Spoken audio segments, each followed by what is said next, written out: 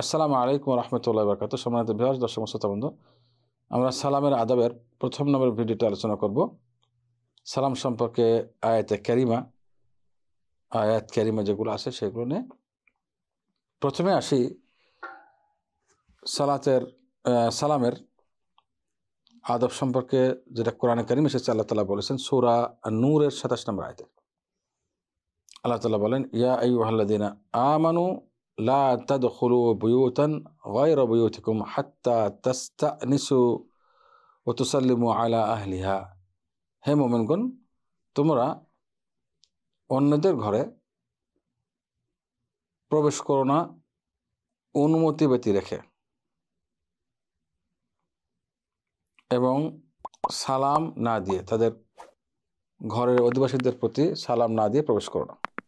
এখানে আল্লাহ তাআলা নিষেধ করেছেন অনুমতি এবং সালাম ছাড়া প্রবেশ করতে অন্যদের ঘরে। তার মানে আল্লাহ তাআলা আদেশ করছেন যে তোমরা প্রবেশ করলে অনুমতি নিয়ে প্রবেশ করো এবং সালাম দিয়ে প্রবেশ করো।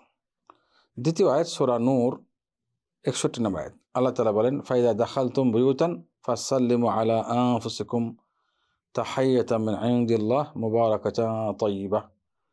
এটা নিজের ঘরের কথা বলছে। যখন হে মুমিনগণ, এটা তো আগের আয়াত চলে গেছে। এখানে আল্লাহ তাআলা বলেন যে যখন তোমরা নিজের ঘরে প্রবেশ করবে তখন নিজেদের উপরেই তোমরা সালাম দাও। আল্লাহু আকবার। অর্থাৎ নিজের পরিবার পরিজন নিজেদের উপরে সালাম দিয়ে প্রবেশ করতে বলেছেন। এটা আল্লাহর পক্ষ থেকে সালাম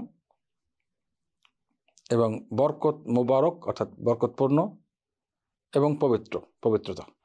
অর্থাৎ সালাম দিলে আল্লাহর পক্ষ থেকে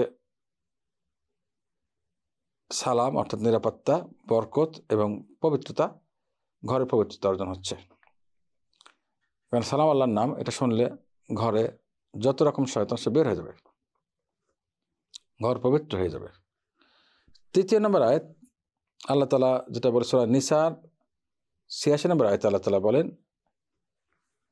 ফাইদা হুয়্যিতুম বিতাহিয়্যা ফাহাইয়্যু বিআহসানা মিনহা আও রুদ্দুহা। যখন তোমাদেরকে সালাম দেওয়া হয় তখন তোমরা এর চেয়ে উত্তম রূপে সালাম দাও অথবা হুবহু উত্তর দাও।